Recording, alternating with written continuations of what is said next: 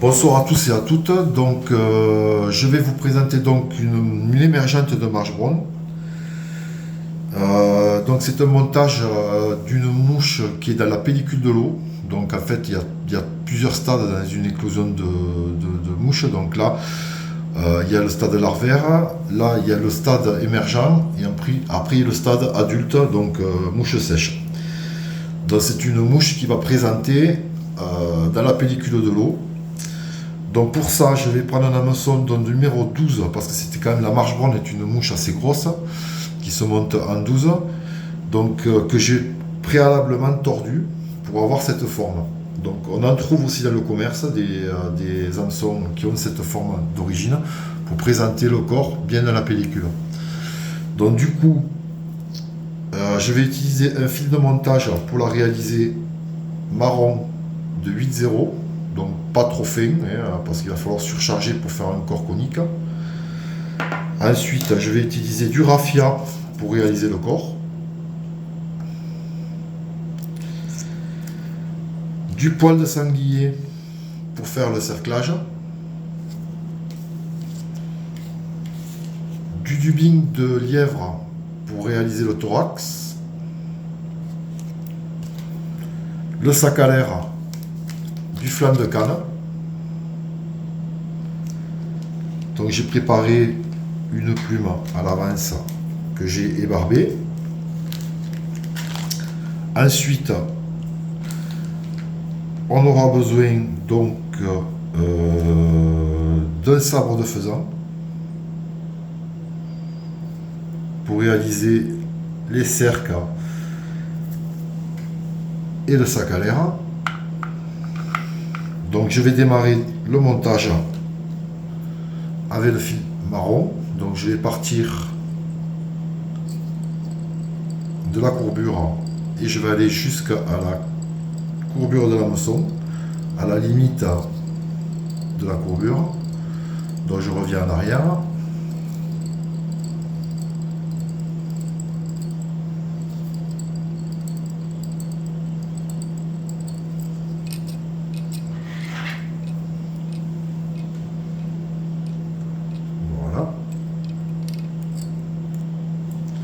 Je vais prendre donc quelques fibres de faisan pour faire les cercles.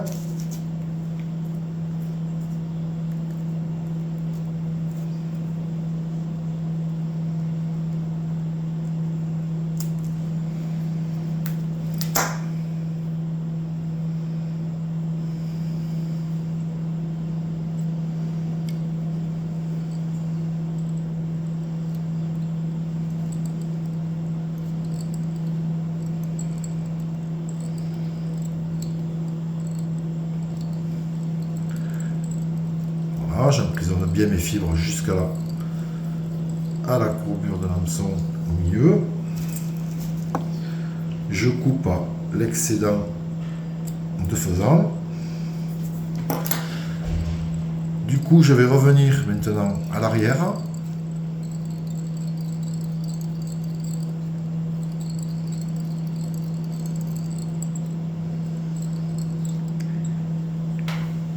Et je vais fixer le poil de sanglier.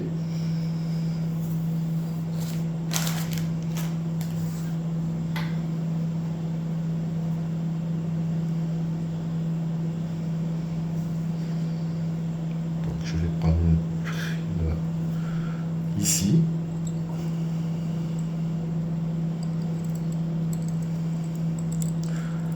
Le poil de sanglier est très raide.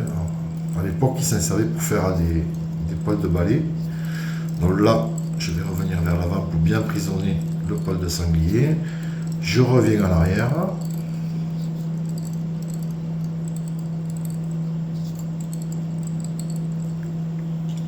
Voilà.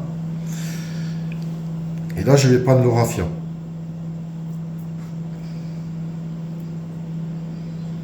Donc je vais prendre le raffia que je vais venir fixer à l'arrière.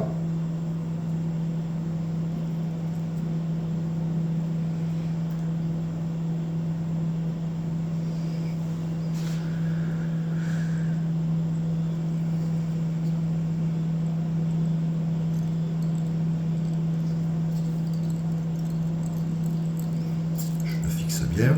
Et là, je vais pouvoir commencer à réaliser le corps conique. C'est pour ça que là, j'utilise un fil assez épais.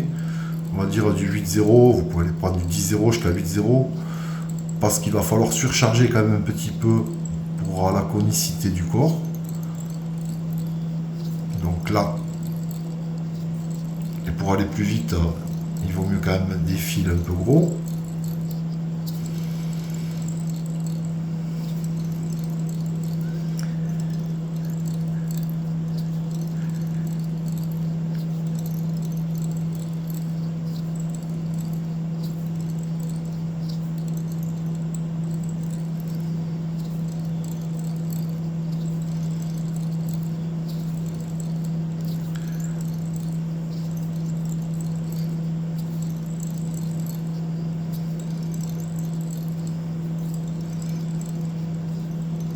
Voilà.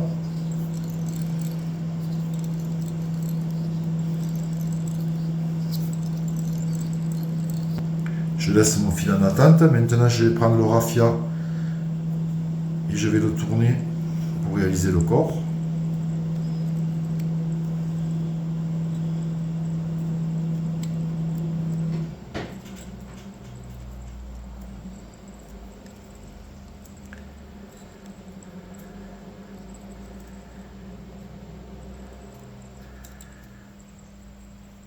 Donc les marges brownes, vous avez commencé à les avoir en début de saison, hein, quand les eaux sont froides. Tant que les eaux seront froides, il y aura des marges brownes, quoi. Donc déjà fin janvier, mi-février jusqu'à mars, hein, on en voit. Les truites sont vraiment folles des marges brownes. Elles en sont très friandes. Donc là, je stoppe le raffia et je coupe l'excédent.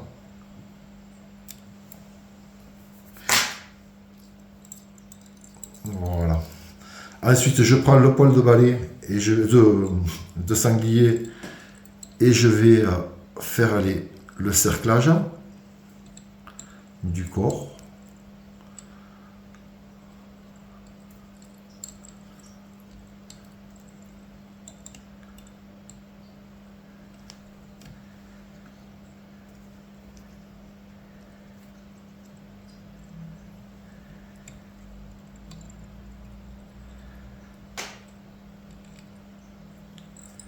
Là, je vais venir stopper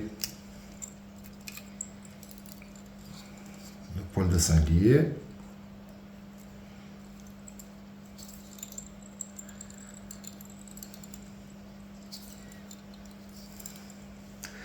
Je coupe l'excédent.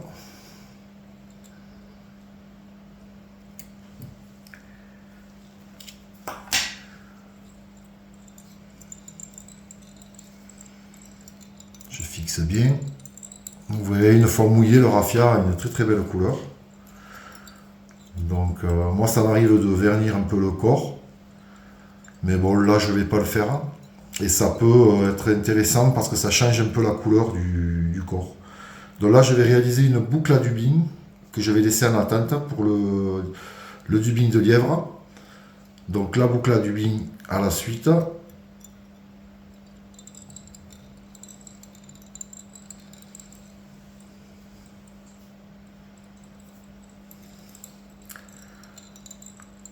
Voilà.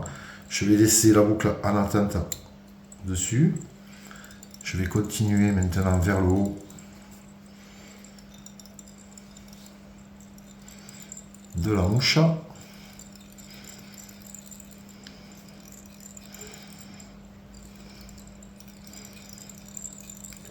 Je vais fixer maintenant la plume de flanc de canne. Donc là, au préalable, je vais prendre une plume donc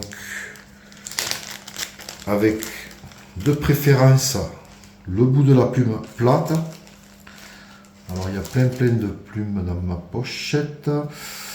Donc là, il y a des plumes qui sont plus pointues que d'autres et d'autres qui sont assez plates et droites. Donc je vais prendre plutôt les droites. Je vous expliquerai pourquoi. Donc regardez là, la plume est assez droite en pointe. Ça va me permettre d'emprisonner toutes les fibres pour faire les ailes. Donc là, je vais enlever la bourre du bas et garder, voilà, que la partie qui m'intéresse, c'est-à-dire la partie du haut. Donc je vais venir positionner la plume de flanc de canne au-dessus comme une voile.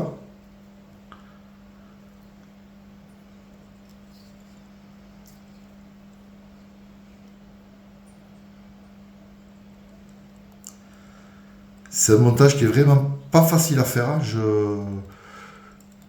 Voilà, il n'est pas vraiment facile, mais bon, après plusieurs fois, vous arriverez à le réaliser. Donc là, je fixe donc la plume de flanc de canne à l'avant et je la laisse en attente. Je vais couper l'excédent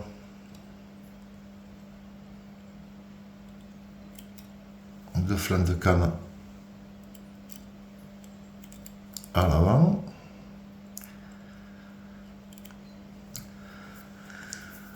Voilà. Donc ensuite, je vais prendre du faisan, et là je vais prendre quand même une grande épaisseur de faisan. Je vais prendre vraiment, parce qu'on va le diviser en deux. Donc là, je prends à peu près cette quantité de faisan que je vais venir fixer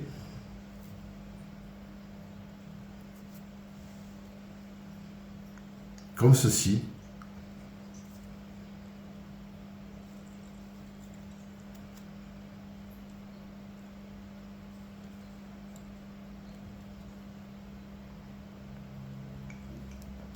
À l'avant.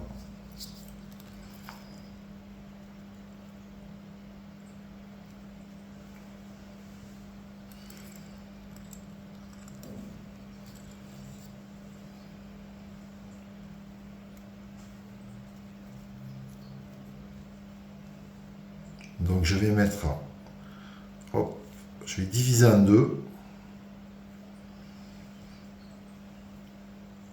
Je vais prendre une partie que je vais fixer à l'arrière de la plume de flanc de canne.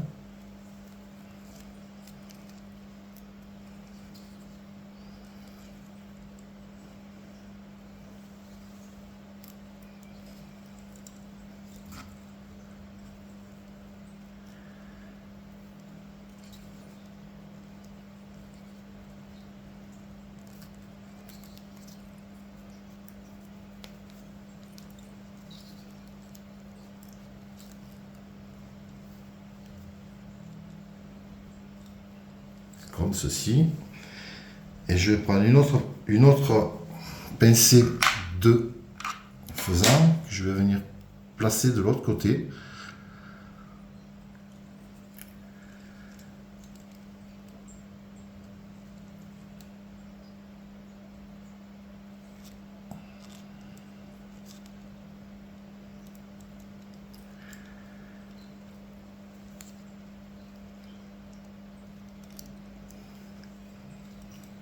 Comme ceci, derrière la plume de flanc de canne.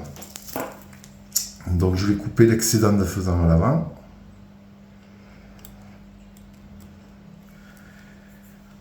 D'un côté et de l'autre.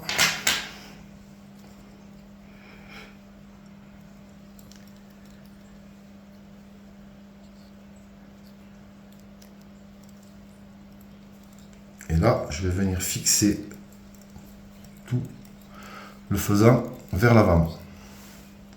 On se retrouve avec deux parties, donc deux faisans sur les côtés et la plume de flanc de canne dessus. Donc maintenant, je vais prendre mon dubin de lièvre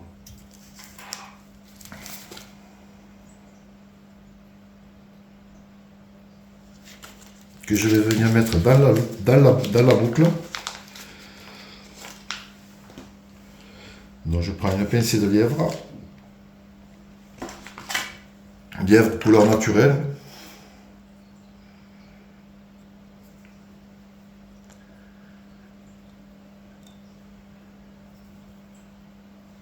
Et je vais venir mettre mon dubin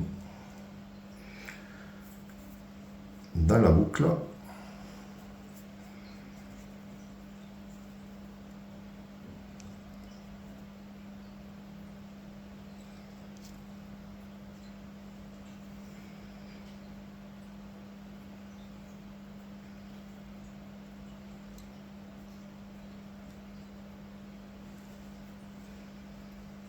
Que je vais twister une fois que j'aurai bien mis le dubin.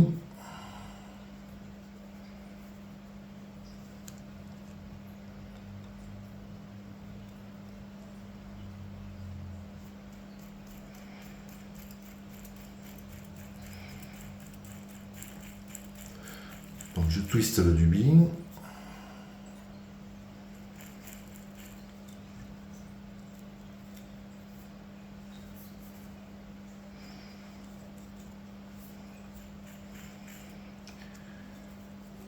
Et ensuite, je viens passer derrière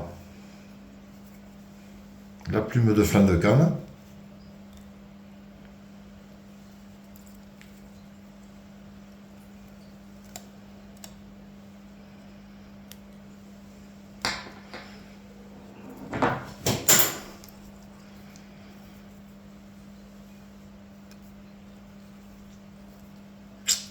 N'hésitez pas à passer bien derrière.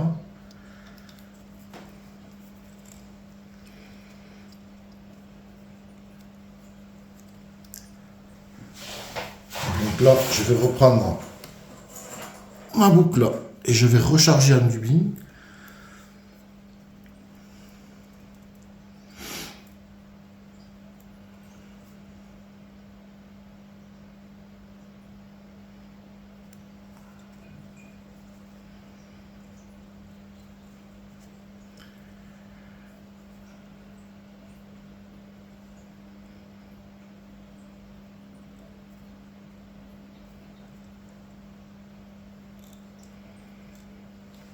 Donc je reprends un peu de dubin de lièvre.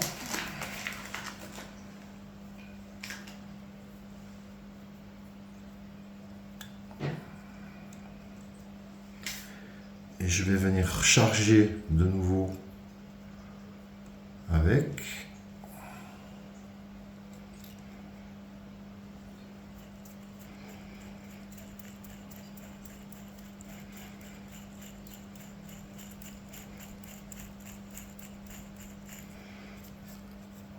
Voilà.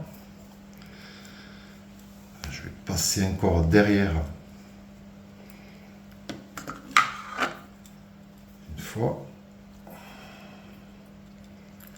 Une deuxième fois, et là je vais passer maintenant devant.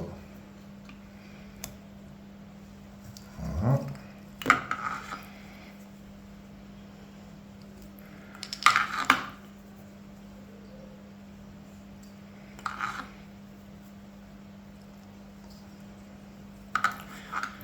Et là je viens stopper donc le fil de montage avec le dubin.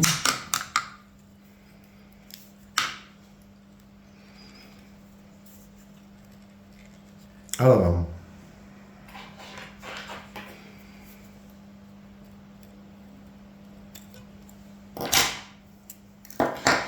Ensuite, je vais prendre la plume donc de flanc de canne que je vais venir positionner devant en faisant une boucle. Donc là,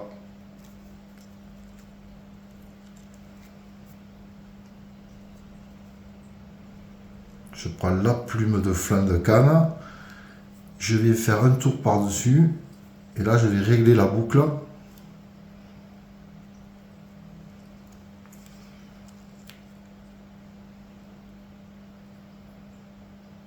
Comme ceci, pour pouvoir faire une boucle. Voilà. Une fois que j'ai réglé la boucle, je vais essayer de la faire passer un petit peu, voilà, vers l'avant. Comme ceci. Je bloque la fibre de flanc de canne en avant. Et je vais prendre donc le faisan, les fibres de faisan sur les côtés, que je vais venir fixer vers l'avant. Donc, un côté. C'est vraiment pas évident à faire, hein, je vous préviens. Après, moi, j'ai mis du temps à la réaliser, arriver à la faire. Donc là, ce côté, et ensuite, les fibres qu'il y a de l'autre côté, comme ceci.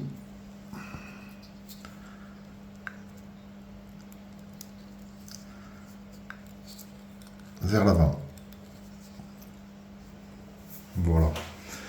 Ensuite, je vais couper l'excédent de flanc de canne et de faisan en avant. Et je vais réaliser donc la tête avec le fil de montage.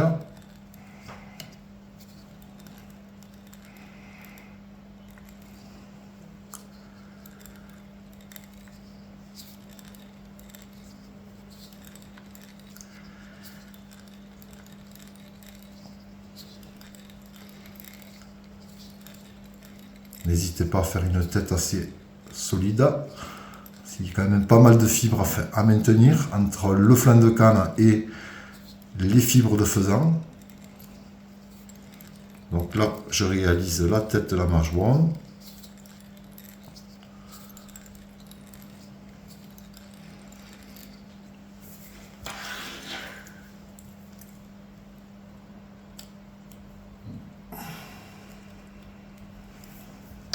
Ensuite, avec le win finish, je vais réaliser le nœud final pour bien maintenir l'ensemble.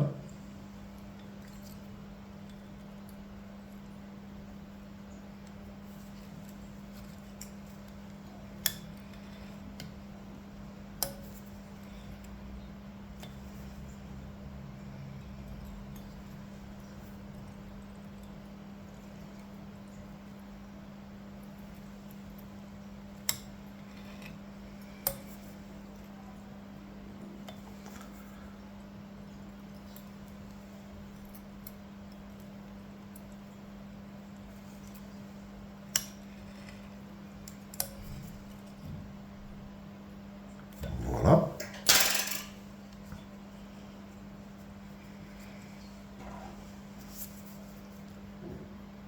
Je coupe l'excédent de fil.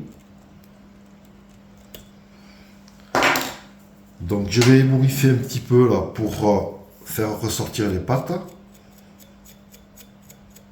avec la brosse. Voici.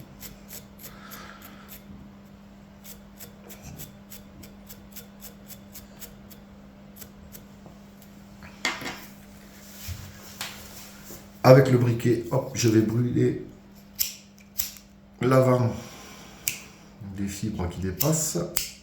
Voilà.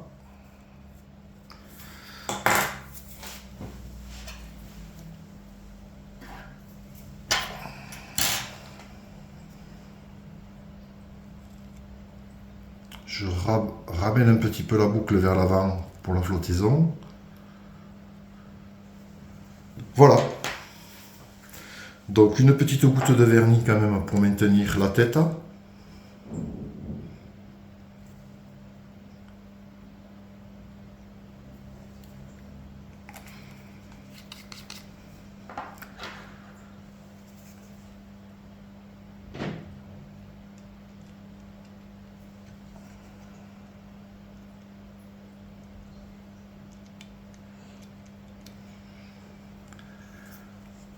Voilà. Donc vous avez une émergente de marche brown. Donc une mouche très efficace pour le début de saison. Je l'avoue, qui est très difficile, qui est assez difficile à réaliser.